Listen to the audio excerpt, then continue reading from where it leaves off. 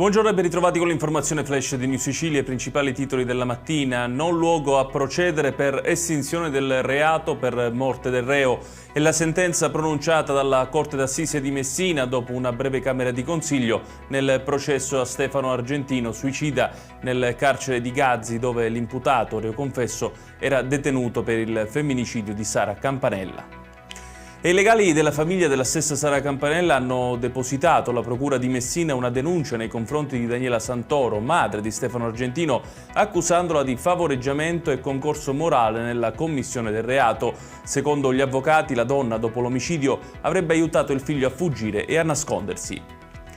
Un medico di 63 anni, Giuseppe Reina, direttore sanitario dell'ASP di Catania, è stato sospeso dall'incarico perché indagato per violenza sessuale. Secondo l'accusa, quando era primario di un reparto dell'ospedale di Paternò, avrebbe tenuto comportamenti espliciti finalizzati a ottenere prestazioni sessuali da personale femminile della struttura.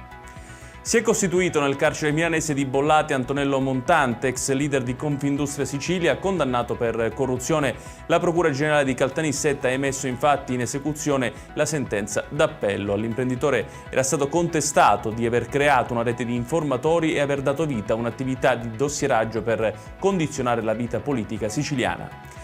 Operazione della polizia a Partinico nel Palermitano, dove 6 persone sono state arrestate per traffico di sostanze stupefacenti, 4 agli arresti domiciliari e 2 sottoposte all'obbligo di dimora. Secondo l'accusa, dietro un'azienda dedita alla produzione illegale di canapa light si producevano invece piante ad alto coefficiente drogante.